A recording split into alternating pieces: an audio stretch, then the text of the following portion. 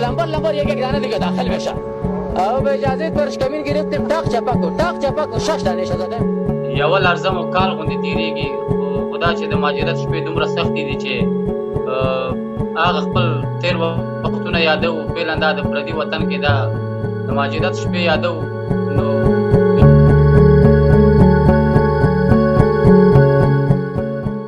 په 2015 کال کې د افغانستان په پخواني پارلمان برید په یاد وي نو د عیسی خان لغماني په نوم د هغه سرتیري نوم به مو هرومرو په ذهن کې وي چې د دغه برید دفاع یې وکړه او شهرت یې پیدا کړ.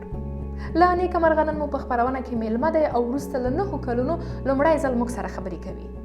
ښاغلی عیسی خان ستړي مشي خپرونې ته په خیر راغلی. وخت مو په خیر. که په پیل کې راته ووایي په همدومره موده کې چې له هغه برید نه تېر شو بیا نور ستاسې نوم یاد نه شو او ستاسې نوم هم وانخیستل شو، په همدومره موده کې چیرې وئ، په کومو کارونو باندې بوخت وئ؟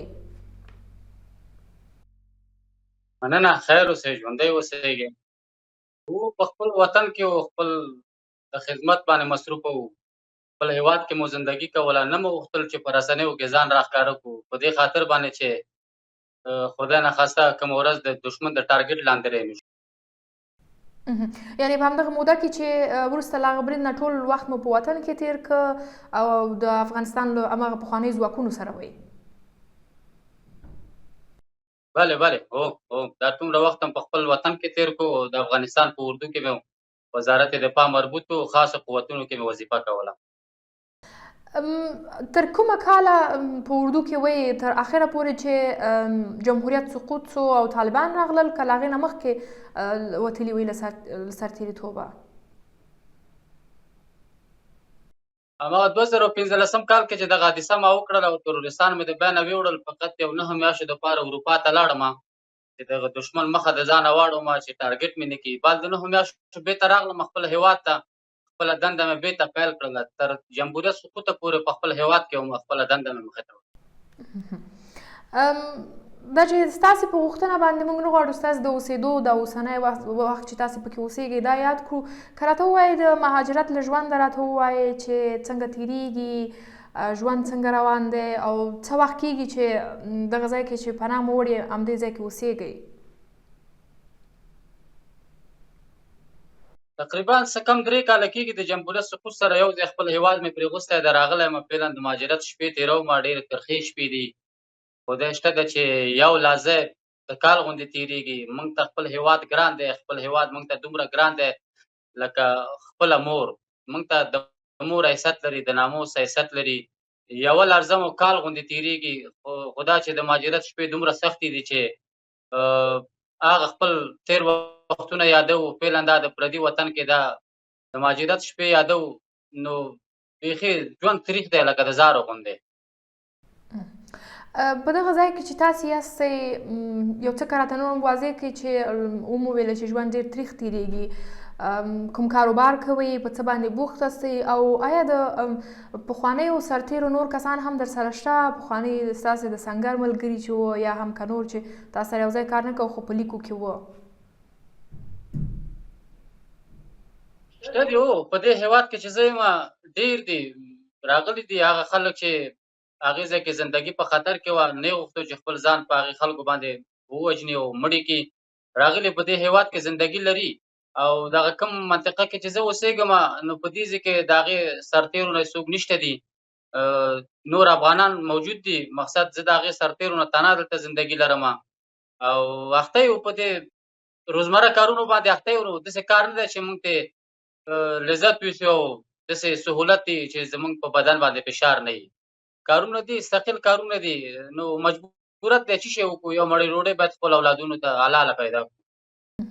یو خو د کار سختیانې دي په ټوله کې په دغه هېواد کې چې تاسې یاستئ هغلته چې پناه مو وړې ده، نورې کومې سختیانې لري چې په کومو نورو برخو کې مشکلات او ستونزې لرئ؟ مشکلات یو په دې هم دي چې بل غیر قانوني په یو هېواد کې زندګي کوې، هغه دې بیا چېرته پرېږدي چې هر لړزی په لاس باندې ورشي بېرته د خپل هېواد ته ستوي. او دغه زندګي هم چې ده دلته د هېرې زندګي ده، که د کار په سر هم ډارېږې به او که خپل د په کور کې هم اوسېږې هم به ډارېږې. نو خپل هېواد خپل یو پردی یو ځای کې چې قانوني اوسېږې زړه دې ډاډه او یو ځای کې چې قاچاقي اوسېږې او غیر قانوني راغلی کوم هېواد ته نو طبعا د هېرې زندګي به تېری. افغانستان چې د کله پرېښوده هغه وخت کې تا مخکې یادونه وکړله چې ستونزه وه درته هغه وخت کې چې دغه برید وشو بیا یو موده اروپایي هېواد ته ولاړلې بیا بیرته افغانستان ته راستون شوې کله چې طالبان راغلل دغه ویره دې لا څونه ډېره محسوس کړه او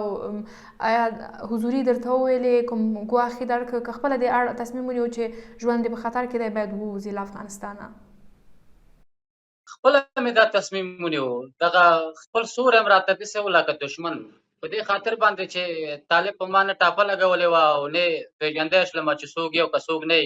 په میلیونونو خلک اوسېږي افغانان په هغې هېواد کې یو زه هم پکې اوسېدلی شلم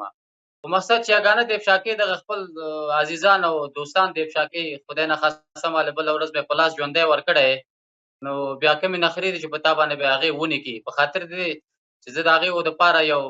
خطرناکه دښمن یادېږم ما چې کوم پلان د دې شنډ کړی دی نو هغه به ټول عمر د دې د یاده ونیوځي په زړه باندې مې ورته غشی منډلی دی نو طبعا خپله مې تصمیم ونیو چې خپل هېواد باید پرېږدم په سنګر کې مړ نه شلم نو خدای ناخواسته سبا ورځ د کور نه دې وباسي او لاسونه دې ولچکوي نو بیا دا مرګ مزه نه کوي همدغه مسله چې تاسې یاده کړه چې تاسې خپل هم وایئ چې دا ډېر یو خطرناکه برید و او داسې یو برید و چې تاسې اوس کولی مهار یې کوئ طالبانو هغه وخت کې د ډېرو هغو بریدونو مسؤلیت واخیسته چې دغه ډول چې لکه په پارلمان باندې برید وکړه په ډېر نور ځایونو باندې بریدونه وکړل خو په هغې کې طبعا تلفات خو دغه برید چې تاسې هغلته دفاع وکړه تلفات یې نه درلودل څه وشول چې په دغه ښه شکل باندې تاسې مهار کوئ او هغې نه وروسته بیا تاسې د هغه سرتیري لقب واخیست چې ډېر زړور یاستئ او شهرت مو پیدا کړ خو خیر یو څه شی دی تجربې په نوم باندې یو شی دی د جرأت په نوم باندې موږ هم تجربه لرلو هم جرأت لرلو تجربه موږ ته په دې وه چې د هر ولایت کې و که په پایتخت کې و په هر ځای کې به دې خپله حمله کوله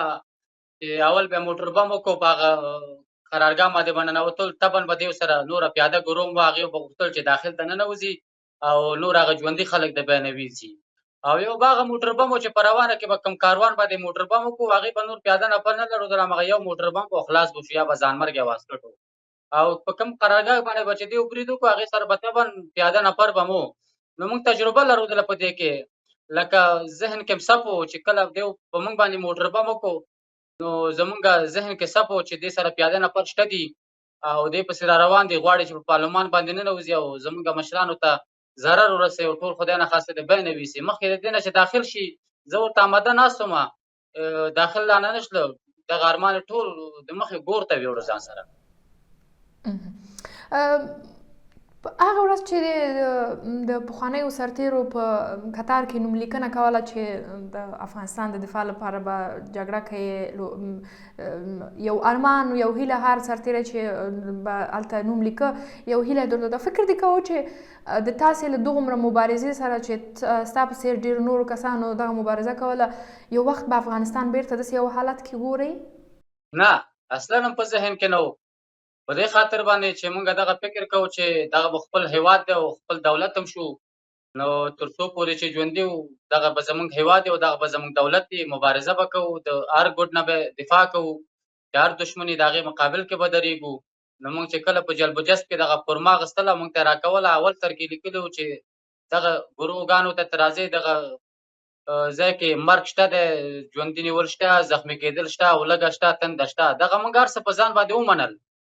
نو اول مهم مرګ دی چې یو سړی یو ځای ته داخلېږي چې ورته دلته مرې نو چې هغه خپل مرګ په ځان ومني نو هغه بیا د نورو شیانو په قصه کې نه وي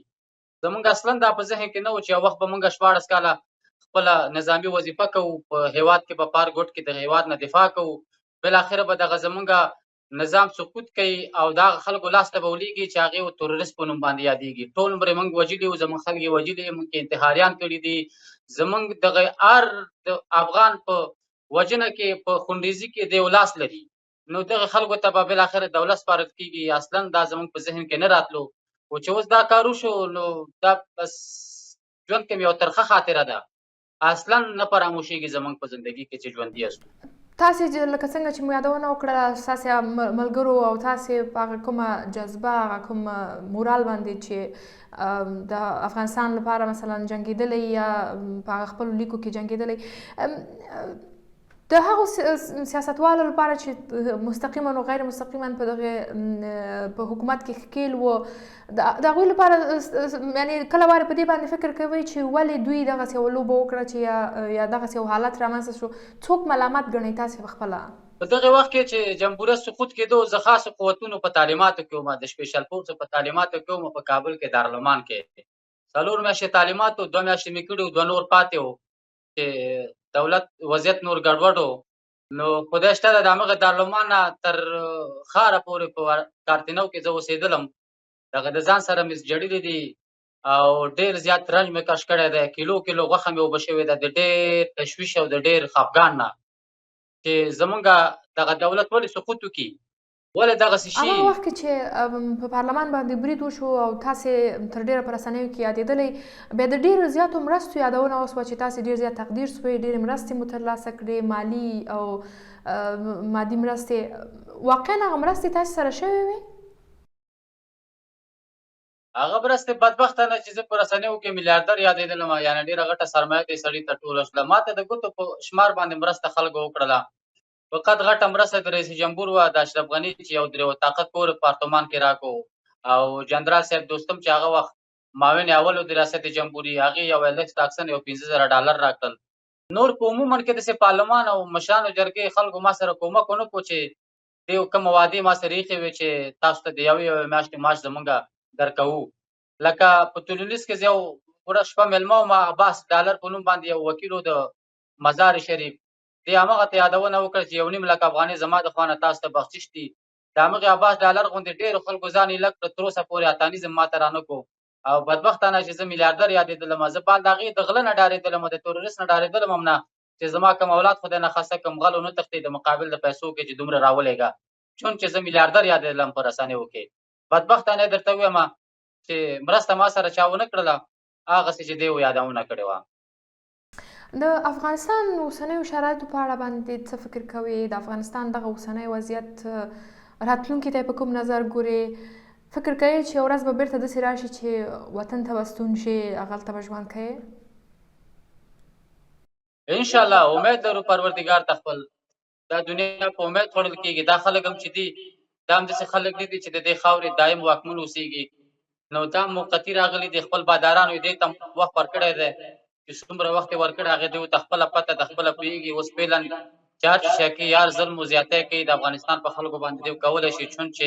دوی فعلا واکمن دي د هغې خاورې هغه خلک خپل غلامان ګرځولي دي نو انشاءالله یو ورځ به راشي خپل هېواد ته به مو لاړ شو د دوی په مقابل کې به همغه جګړه کوو لکه څنګه مو چې 14 کاله خپله د دوی په مقابل کې جګړه کړې ده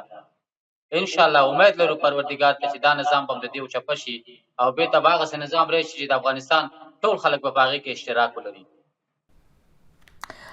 له پخوانیو ملګرو نه مو چې هغه وخت کې ستا ملګري وو هغه بیخي نږدې چې تا سره په یو ځای کې کار کوه یو ځای اوسېدلی یا یو ځای مو دنده ترسره کوله له هغوی نه خبر لرې چیرې دي څه ډول ژوند لري په افغانستان کې دي وتلي دي ډېری ملګري دغه د امریکا په تګ کې چې دغه څومره خلک د میدانوۍ نه وړل تللي دي د اروپایي هېوادونو ته ځانونه رسولي دي او هغه څوک چې زمونږ غوندې دغسې نصیب یې ورسره یاري ونه کړله هغه پاتې دي د همسایه هېوادونو کې اخواده پاتې دي نو بعضې بیچارهګان چې اقتصاد یې بیخي صفر دی نشي کولی چې یو خوا ته وخوځېږي همغه ته پراته دي زندګي فعلا د یو غل غوندې کوي پټ پټ ګرځي بیچارهګان چې خدای نخواسته افشان وشو او د دې د ټارګټ لاندې رهی نشو انشاءالله شته دي فعلا ټولو سره ارتباط لرو داسې که بعضې نیم رانه خواده خوا شوی نور هغه کوم یو چې ژوندي دي ټولو سره ارتباط لرو او ډېری بیچارهګان تر اوسه پورې ورسره ارتباط هم نه لرو مړو ژوندي ورک دي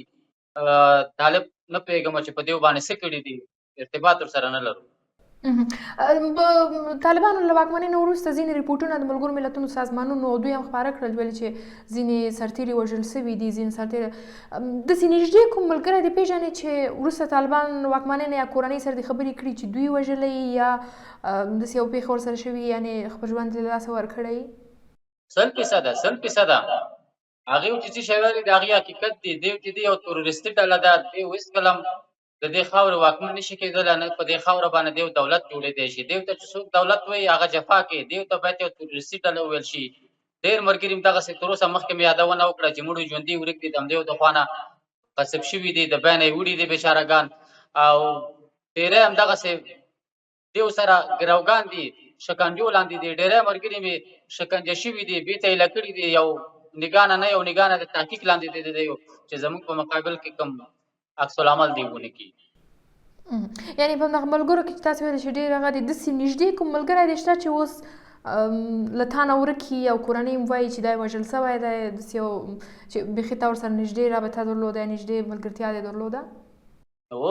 یادونه مې درته وکړله خو چې نه زموږ نږدې ملګري بیا بیا چی شته یادوو شته دي نږدې ملګري مو شته دي همدا اوس ورسره تماس قطع دی روغ کېږي نه فامیل سره چې روغ کېږي ورته وایي چې موږ ته وایي چې مړ او ژوندی دی دی ورک دی چې حوزې ته ځي حوزې کې عریضه کوي د طالب په دولت کې هغې ورته وایي چې تا به شخصي ستونزه لرودله نو شخصي ستونزې هېڅوک نه لري هر څه خپله مقدسه وظیفه مخې ته وړې ده یګانه ستونزه چې لري د طالب سره لري په خاطر دې چې د دې سره مبارزه کړې ده سنګر کې جنګېدلی دی د دې مخه د تروریستي ډلو نیولې ده نو هغې هېڅکله هم دې نه زغمي چې دې دلته پراته اوسېږي یو ورځ حتما د زموږ په مقابل کې راځي دې جګېږي همدغه ته مولنډ وژني هغه زموږ همسرتېري چې دي سنګرونه چې دي هغې نه پرېږدي دې وژني ډېره مننه کور مو ودان